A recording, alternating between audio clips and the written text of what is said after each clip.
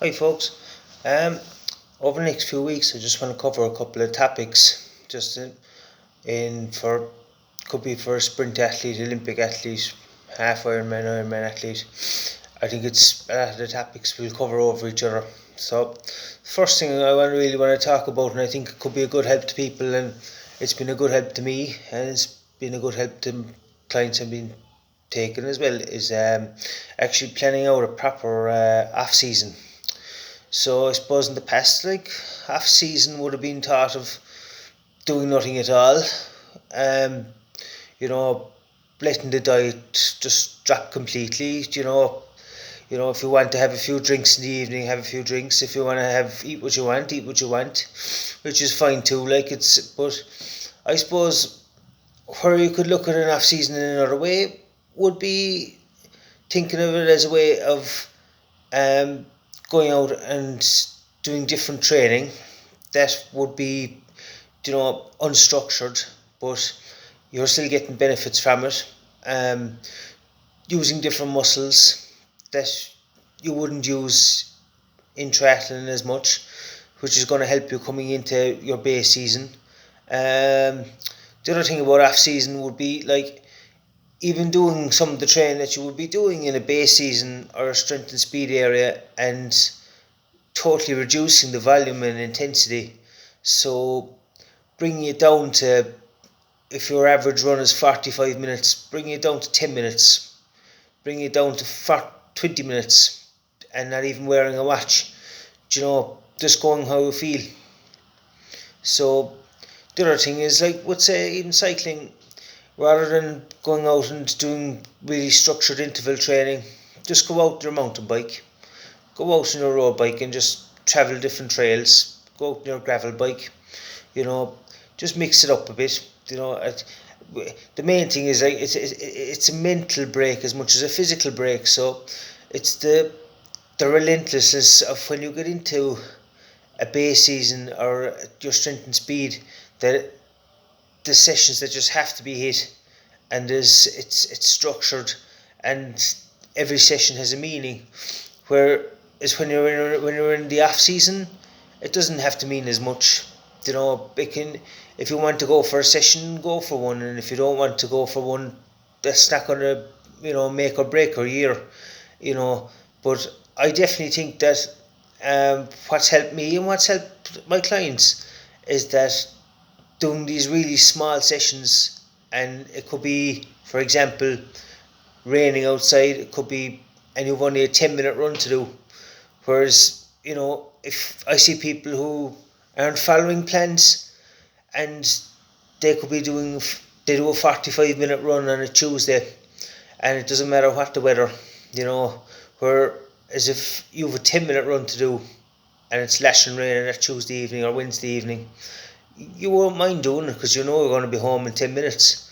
So I just think, even from a cycling point of view, you know, like just go out and like in the mountain bike, you know, go. If it's a real cold day, you're going to heat up a lot faster. You're not going as fast, so you haven't got that wind going into your face the whole time. You can travel into the trails where there isn't going to be a lot of wind, or even staying indoors, even on your turbo, and just jumping up in your turbo for 45 minutes, even less, even 20-30 minutes, just to keep the legs ticking over. um, I think from a sleep and diet point of view, I think that's where a lot of people will fall down. It's not the actual physical training, it's the external factors. So looking at, say, falling into different habits, so it might be a chance, to, like, say, right, I'm going to go to bed at 10 o'clock 4 nights a week.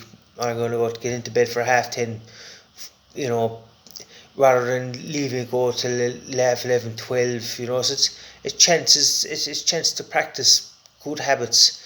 Same with the food, if you've got a sugar craving, for example, it might be a chance to try and kick that, when you haven't as much volume of training to do.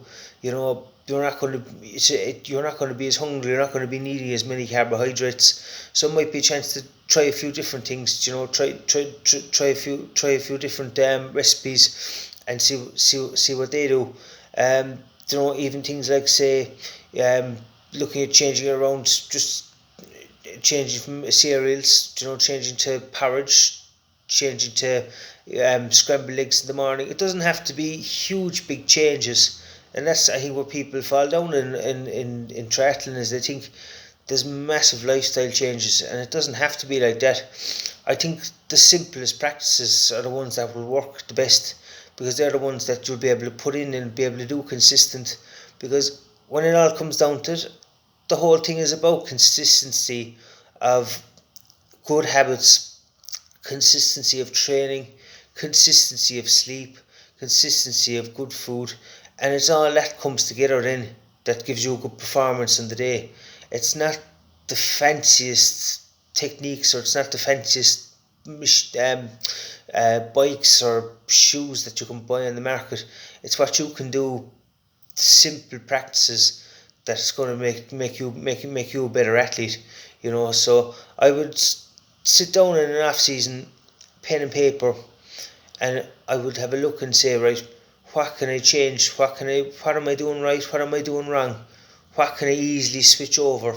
And I think with triathlon, people think that throwing money at these problems is going to help, and it's usually not. It's usually just simple stuff that's looking at you right in the eye, and it's being honest. It's honesty as well. That if you can't be honest with yourself at the end of a year, and that's the problem. You'll say, "Geez, I'm going to upgrade my £2,000 bike for a £3,000 bike," whereas losing £10 might do the same thing, and you could save that money for something else. So that's what I just a quick couple of thoughts on an off season, that I don't think it should be just thrown there and saying that, oh, this is 4, 5, 6 weeks that we just basically do absolutely nothing. I think it can be a great catalyst, and it can really be a stimulus from taking yourself to a point where you're going to have a really good year, and the confidence that will come from doing these regular small little sessions, and the enjoyment factor as well, that if you've had a very bad year, if you've had a long year from the way 2020's been, a lot of stress and all, like being able to knock down those sessions to 10-minute sessions, 15-minute sessions, doing different sports, just doing training that you enjoy doing, rather than key sessions that you have to do, to especially finish an Ironman, that the demands that what that'll put in you. So that's just a couple of thoughts. I just thought to just come on here and just have a chat with you, because I think it's an area nobody really talks about that much in off season, and I think there's it's something that would just looks at basically doing nothing at all, whereas I think it can be a real stimulus for the year if got right. Thanks very much. All the best. Have a good day. Bye bye.